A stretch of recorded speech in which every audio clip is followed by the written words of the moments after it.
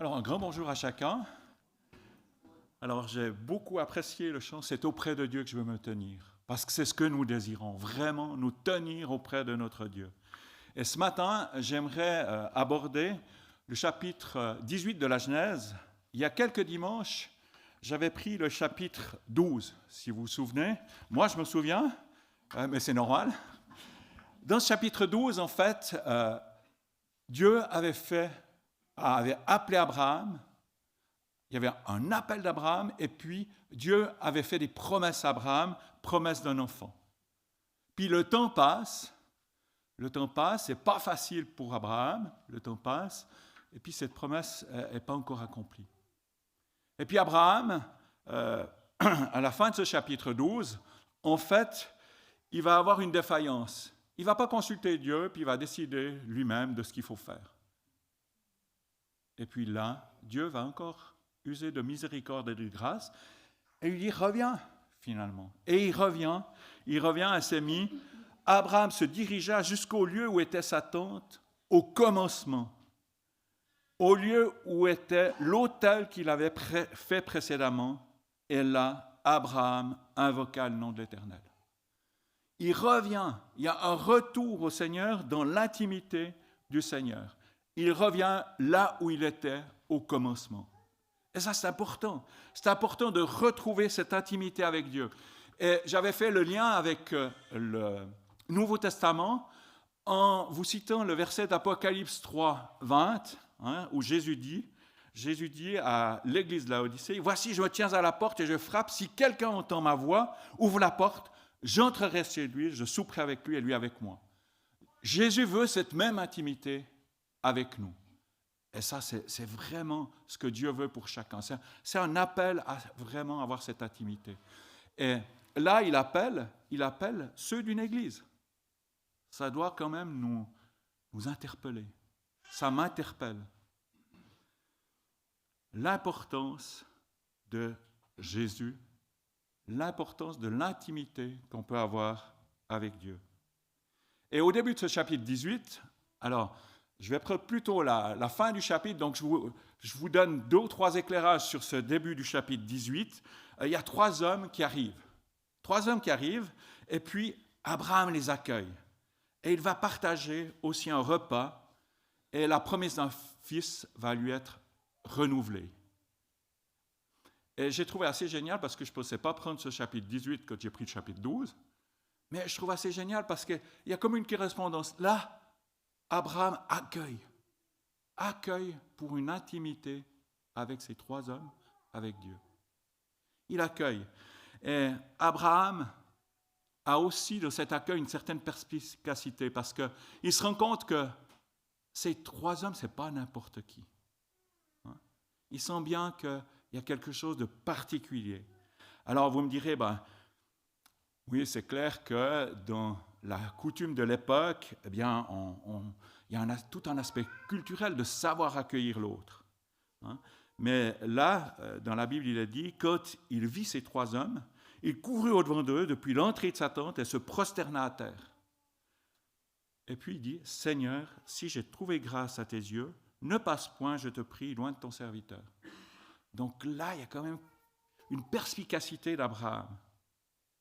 Et Abraham apporte un peu d'eau pour que ses hôtes puissent se laver les pieds, c'était la coutume. Et puis, il leur propose de prendre un peu de repos, du pain. Mais il va bien au-delà. Il agit rapidement, Abraham, pour accueillir et bien accueillir ses hôtes. Il dit à Sarah, sa femme, de préparer de la farine, pétrir, de faire des gâteaux. Donc, il va vite à son troupeau, il prend un veau tendre et il prépare vraiment un festin. Il veut bien accueillir. Abraham fait préparer des gâteaux, prend un veau tendre, le fait apprêter, ajoute du lait et de la crème. Il accueille vraiment Dieu. Il accueille ces 3 hommes. Et là, c'est intéressant parce que là, la promesse d'un enfant à Abraham et à Sarah est renouvelée. Sarah entend le cri, ce que l'Éternel a dit, Et elle rit. Elle se dit, ah, c'est une promesse facile à faire, mais difficile à tenir. Mais Jésus, et là, il y a chaque fois un lien. Jésus a dit, et on peut se le rappeler, ce qui est impossible aux hommes est possible à Dieu. Sarah a peine à croire, à faire confiance à Dieu. Mais ce qui est encourageant pour moi, et certainement pour vous, c'est que Sarah n'est pas restée incrédule en disant « cause toujours ». Non, Dieu a fait son chemin dans sa vie. Et ça, c'est Hébreux 11 qui nous le dit. C'est par la foi que Sarah elle-même, malgré son âge avancé, fut rendue capable d'avoir une postérité parce qu'elle crut à la fidélité de celui qui fait la promesse. C'est pourquoi d'un seul homme déjà usé de corps naquit une postérité nombreuse comme les étoiles du ciel, comme le sable qui est sur le bord de la mer et qu'on ne peut compter. Dieu a aussi des promesses personnelles à nous communiquer. Sommes-nous prêts à les entendre? Prenons-nous le temps, est-ce que je prends le temps de les accueillir, de recevoir le Seigneur, de le recevoir comme Seigneur, avec tout le respect que je lui dois, d'avoir ce tête-à-tête avec lui? Est-ce que je suis arrêté par des incompréhensions, des impossibles? La promesse faite à Sarah se réalisera dans l'année qui suit. Et Jésus, comme je l'ai souligné, désire aussi cette vraie intimité avec nous. Si vous demeurez en moi et que mes paroles demeurent en vous, je serai avec vous, je suis avec vous. Et la Bible souligne aussi les progrès que Sarah a fait. Dans le sens que la Bible dit, à plusieurs reprises, dans l'Ancien comme dans le Nouveau, le juste vivra par la foi. Le juste vivra par la confiance qu'il aura en Dieu seul. Et David adresse cette prière à Dieu, et que je veux faire aussi mienne. Fais-moi dès le matin entendre ta bonté, car je me confie en toi. Fais-moi connaître le chemin où je dois marcher, car j'élève à toi mon âme. Le psaume 143, verset 8. Maintenant, j'aimerais lire ce texte de Genèse 18. Je vous ai fait une introduction. Je vais lire tout le chapitre, mais on va prendre plutôt à partir du verset 16. Confirmation de la naissance d'Isaac. L'Éternel apparut à Abraham parmi les chênes de Mamré, alors qu'il était assis à l'entrée de sa tente pendant la chaleur du jour. Il leva les yeux et vit 3 hommes debout non loin de lui. Quand il les vit, il courut depuis l'entrée de sa tente à leur rencontre et se prosterna jusqu'à terre. Il dit, « Seigneur, si j'ai trouvé grâce à tes yeux, ne passe pas loin de ton serviteur. Permets qu'on apporte un peu d'eau pour vous laver les pieds et reposez-vous sous cet arbre. J'irai prendre un morceau de pain pour vous restaurer, puis vous continuerez votre route, car c'est pour cela que vous passez près de vos serviteurs. » Ils répondirent, « Fais comme tu l'as dit. » Abraham s'empressa d'aller trouver Sarah dans sa tente et dit, « Prends vite 22 litres de fleur de farine, pétris-la et fais des gâteaux. » Abraham courut à son troupeau, prit un veau tendre et bon et le donna à un serviteur qui se dépêcha de le préparer. Il prit encore du lait caillé et du lait avec le veau qu'on avait préparé et il les mit devant eux. Il sauta lui-même à leur côté sous l'arbre et ils mangèrent. Puis ils lui dirent, « Où est ta femme Sarah ?» Il répondit, « Elle est là, dans la tente. » L'un d'eux dit, « Je viendrai vers toi à la même époque, et ta femme Sarah aura un fils. » Sarah écoutait à l'entrée de la tente derrière lui. Abraham et Sarah étaient vieux, d'un âge avancé. Sarah ne pouvait plus espérer avoir des enfants. Elle rit en elle-même en se disant, « Maintenant que je suis usée, aurais-je encore des désirs? Mon Seigneur aussi est vieux. » L'Éternel dit à Abraham, « Pourquoi donc Sarah a-t-elle ri en se disant, « Est-ce que vraiment j'aurai un enfant, moi qui suis vieille ?» Y a-t-il quoi que ce soit d'étonnant de la part de l'Éternel? Au moment fixé, je reviendrai vers toi à la même époque, et Sarah aura un fils. Sarah mentit en disant, je n'ai pas ri, car elle eut peur. Mais il dit au contraire, tu as ri. Et puis maintenant, cette deuxième partie, l'intercession d'Abraham en faveur de Sodome. Ces hommes, donc ces 3 hommes, se levèrent pour partir en se dirigeant du côté de Sodome. Abraham les accompagna pour les reconduire. Alors l'Éternel dit, cacherai-je à Abraham ce que je vais faire? Abraham deviendra une nation grande et puissante, et toutes les nations de la terre seront bénies en lui. En effet, je l'ai choisi afin qu'il ordonne à ses fils et à sa famille après lui de garder la voie de l'Éternel en pratiquant la droiture et la justice. Ainsi l'Éternel accomplira en faveur d'Abraham les promesses qu'il lui a faites. Et l'Éternel dit, le cri contre Sodome et Gomorrhe a augmenté, et leur péché est énorme. C'est pourquoi je vais descendre et je verrai s'ils ont agi entièrement d'après le bruit venu jusqu'à moi. Si ce n'est pas le cas, je le saurai. Les hommes s'éloignèrent et allèrent vers Sodome. Mais Abraham se tint encore devant l'Éternel. Abraham s'approcha et dit, supprimeras-tu vraiment le juste avec le méchant? Peut-être y a-t-il 50 justes dans la ville. Les supprimeras-tu aussi et ne pardonneras-tu pas à cette ville à cause des 50 justes qui sont au milieu d'elle? Faire mourir le juste avec le méchant, si bien que le sort du juste serait identique à celui du méchant, cela ne correspond certainement pas à ta manière d'agir. Celui qui juge toute la terre n'appliquera-t-il pas le droit? L'Éternel dit, si je trouve à Sodome 50 justes, je pardonnerai à toute la ville à cause d'eux. Abraham reprit, voici que j'ai eu l'audace de parler au Seigneur, moi qui ne suis que poussière et cendre. Peut-être à ces 50 justes, en manquera-t-il 5? Pour 5, détruiras-tu toute la ville? L'Éternel dit, je ne la détruirai pas si je trouve 45 justes. Abraham continua de parler et dit, peut-être qu'il s'y trouvera 40 justes. L'Éternel dit, je ne lui ferai rien à cause de ces 40. Abraham dit, que le Seigneur ne s'irrite pas, et je parlerai. Peut-être s'y trouvera-t-il 30 justes. L'Éternel dit, je ne lui ferai rien si je trouve 30 justes. Abraham dit, voici que j'ai eu l'audace de parler au Seigneur. Peut-être s'y trouvera-t-il 20 justes. L'Éternel dit, je ne la détruirai pas à cause de ces 20 justes. Abraham dit, que le Seigneur ne s'irrite pas, et je ne parlerai plus que cette fois. Peut-être s'y trouvera-t-il 10 justes. L'Éternel dit, je ne la détruirai pas à cause de ces 10 justes. L'Éternel s'en alla lorsqu'il eut fini de parler à Abraham, et Abraham retourna chez lui. Un Dieu qui se révèle. C'est ce qu'on voit dans cette deuxième partie, ce qu'on voit à travers toute la Bible, mais ce qu'on voit dans cette deuxième partie de chapitre. Alors l'Éternel dit, cacherai-je à Abraham ce que je vais faire? Genèse 18, 17.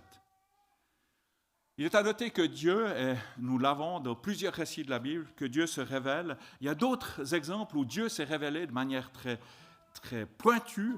On a l'exemple de Siméon dans Luc 2. Siméon qui était dans le temple, et puis il accueille Jésus. Et il dit, ah voilà le salut. Je peux maintenant m'en aller tranquille. J'ai vu le salut que Dieu a préparé. Super. Il était âgé. Et puis il y a Anne aussi, dans le même chapitre. Anne, qui était veuve, qui était là au temple. Elle voit Jésus, elle glorifie Dieu. Glorifie Dieu parce qu'elle voit aussi ce que Jésus est venu faire.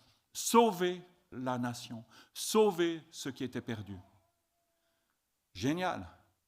Puis on me dira, c'est génial, Dieu s'adresse surtout aux personnes âgées, parce que les deux là, ils étaient âgés. Je peux vous dire, ben non, il y a d'autres exemples. Il y a d'autres exemples dans la Bible. Un jeune Samuel, à qui Dieu a dit aussi, il l'a appelé, Il lui a dit « Samuel, Samuel !» Et puis, il n'a pas compris au début, qui lui parlait. Et puis après, il lui répond quoi? Il répond, Samuel répondit, « Parle, car ton serviteur écoute. » Parle, car ton serviteur écoute. Et il était jeune. Donc, Dieu s'adresse à tous, jeunes ou plus âgés, peu importe. Dieu nous interpelle. Eh bien, que nous puissions être chacun de nous disponibles et répondre comme ce jeune Samuel. Parle, Seigneur, car ton serviteur écoute. Parle, parce que je suis disponible. Et la Bible souligne, Dieu souligne plusieurs fois dans sa parole qu'il nous parle. Par exemple, dans le psaume 25, au verset 14, « L'Éternel confie ses secrets à ceux qui le craignent, il leur fait connaître son alliance. » Dieu se révèle. Ou dans Amos 3,7, « En effet, le Seigneur l'Éternel ne fait rien sans avoir révélé son secret à ses serviteurs, les prophètes. » Il se révèle lorsque nous sommes dans son intimité, lorsque nous voulons venir à lui, lorsque nous invoquons son nom. Et puis, dans ce chapitre, on voit que Dieu annonce un jugement contre Sodome et Gomorrhe. L'Éternel rappelle pour lui cette promesse personnelle, et puis il lui dit que justement il va juger Sodome et Gomorrhe. Et là, Abraham dit, c'est bien fait pour eux. Ils ont mal agi, aucun souci, il faut que la justice se fasse. Non, non du tout. Et pourtant, il aurait pu quand même avoir un peu d'amertume. Il avait laissé choisir la meilleure part à son neveu Lot. Il avait été secourir Lot. Lot vivait là-bas. Puis il aurait pu se dire, qui se débrouille? Non. Abraham intercède et interpelle Dieu. En disant, mais Dieu, tu es juste. Vas-tu vraiment faire périr le juste avec le coupable? Abraham sait que Dieu est un Dieu de grâce et de compassion, un Dieu lent à la colère, riche en bonté. Donc il se permet d'intercéder. Un Dieu qui garde son amour jusqu'à 1000 générations. 1000 générations, 25 000 ans. On compte 25 000 ans. Incroyable. Qui pardonne le crime, la faute et le péché, mais qui ne tient pas le coupable pour innocent. Dieu est tout-puissant. Il connaît tout. Et c'est ce qui est souligné d'ailleurs dans la Bible. L'Éternel est un Dieu de grâce et de compassion, lent à la colère et riche en bonté. Exode 34. Dieu n'est pas à l'image de l'homme. Et les faux dieux sont à l'image de l'homme. Les faux dieux se battent entre eux. On a des exemples dans la littérature, des dieux grecs, des dieux romains, qui se comportent de manière irrationnelle, injuste, qui sont jaloux les uns des autres. D'ailleurs, et lorsque les hommes leur font une offrande, qu'ils soient justes ou injustes, alors là, les hommes attirent la bénédiction des dieux. Si tu fais une offrande à ces dieux, tu reçois, tu es protégé. Non, Dieu n'est pas comme ça. Dieu est Dieu, il est le Tout-Puissant, il est miséricordieux, il vient vers nous et il nous accompagne au quotidien. Abraham connaît et reconnaît l'Éternel. Il l'a reconnu très vite et il sait qu'il peut s'adresser à lui. Et Abraham, malheureusement, ne connaît pas tout. Parce qu'Abraham, certainement, quand il a commencé à intercéder, il s'est dit, ça coûte juste pour une grande ville comme ça doit le faire. Je n'ai pas besoin de... Puis après, quand il diminue, il a dit, non, mais quand même, c'est pas possible. C'est pas possible. Mais Dieu savait tout. Et Dieu était prêt à épargner la ville pour 10 justes selon la demande d'Abraham. Et j'aimerais citer Jérémie là. J'aimerais citer 2 passages de Jérémie. D'abord, le premier qu'on connaît très très bien, Jérémie 3, 21. « Voici ce que je veux méditer pour garder espoir. Les bontés de l'Éternel ne sont pas épuisées, ses compassions ne prennent pas fin. Elles se renouvellent chaque matin. Que ta fidélité est grande. Je le déclare, l'Éternel est mon bien. C'est pourquoi je veux m'attendre à lui. L'Éternel a de la bonté pour celui qui compte sur lui, pour celui qui le cherche. Lamentation de Jérémie 3, 21 et 22. Les bontés de l'Éternel ne sont pas épuisées. Ça, je crois qu'on doit s'en souvenir quotidiennement. Et puis, ce même prophète Jérémie dira la chose suivante de la part de l'Éternel. Parcourez les rues de Jérusalem, regardez, je vous en prie, et informez-vous, cherchez sur les places s'il s'y trouve un homme. S'il y a quelqu'un qui pratique la justice, qui cherche à être fidèle, et je pardonnerai à Jérusalem. Un homme. Alors on peut se poser la question, ça c'est Jérémie 5, 1. On peut se poser la question, un homme fidèle, est-ce que Abraham s'est arrêté trop tôt? Je ne sais pas. Mais en tout cas, ce qu'on peut constater, c'est que la bonté, la miséricorde de Dieu nous dépasse complètement. Nous dépasse vraiment complètement. La patience de Dieu aussi. Des récits bibliques nous le montrent. Quand Noé a construit son arche, certains commentateurs disent qu'il a fallu des dizaines d'années, 70 à 80 ans. La patience de Dieu a duré 70 à 80 ans. Environ la longueur d'une vie humaine en ce qui concerne Noé. Et Noé, on se moquait de lui. Ce n'était pas facile. Mais on doit souligner cette parole que Dieu nous dit. Le Seigneur n'est pas en retard dans l'accomplissement de sa promesse, comme certains l'imaginent. Il fait simplement preuve de patience à votre égard, car il ne veut pas qu'un seul périsse. Il voudrait au contraire que tous parviennent à se convertir à lui. Mais revenons à cette citation de Jérémie. Cherchez sur les places s'il s'y trouve un homme, s'il y a quelqu'un qui pratique la justice, qui cherche à être fidèle, et je pardonnerai à Jérusalem. Et je trouve que là, il y a un magnifique clin d'œil au Nouveau Testament, où il y a eu un juste, un seul, Jésus, qui a permis le salut de nombreuses personnes. Et puis c'est là où on voit aussi dans le Nouveau Testament, comme dans l'Ancien d'ailleurs, la souveraineté de Dieu et sa cohérence.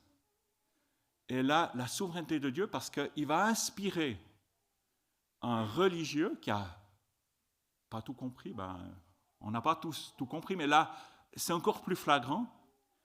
Il est parlé de Caïphe, qui était sacrificateur à cette époque-là, et il est dit dans Jean 11, 49, l'un d'eux, Caïphe, qui était grand prêtre à cette époque-là, à cette année-là, leur dit « Vous n'y comprenez rien.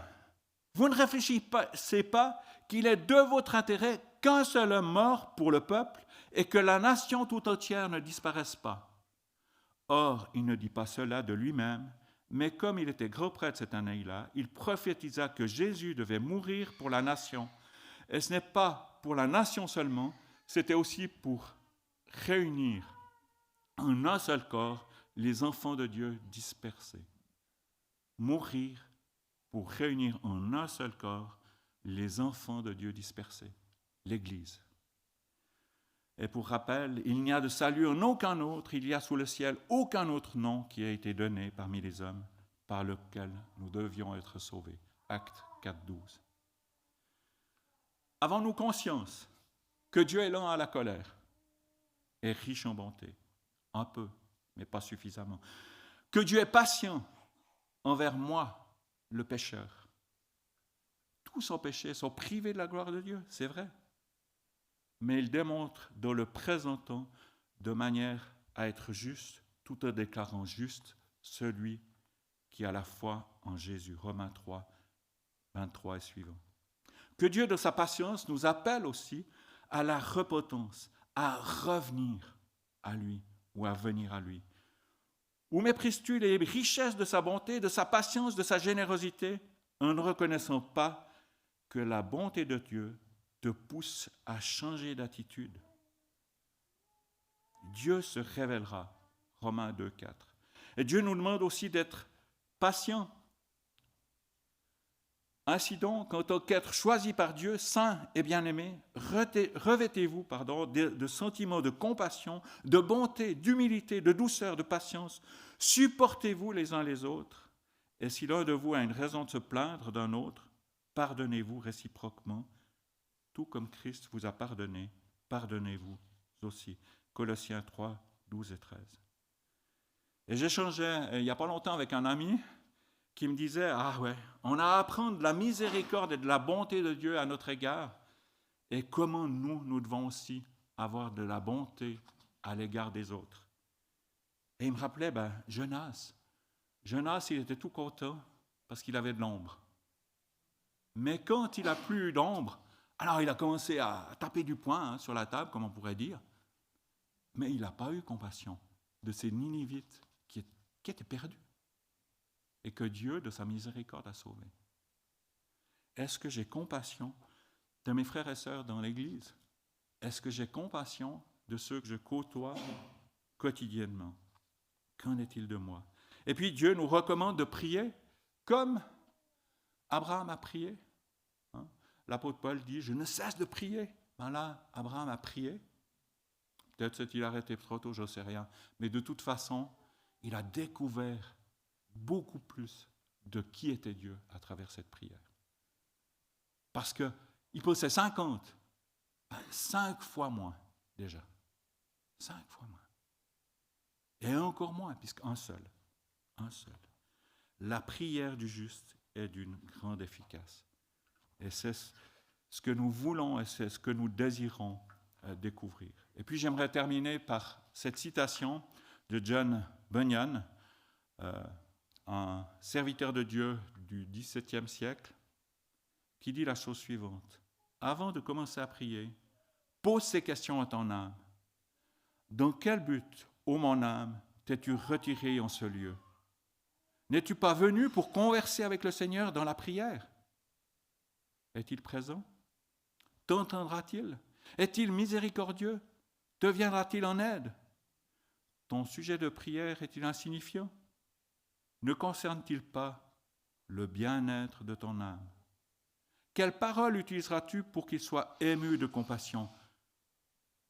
Et c'est vrai, tu n'es, je suis, qu'un pauvre ver de terre, et lui, c'est le Créateur, le Tout-Puissant, son autorité absolue, sans limite.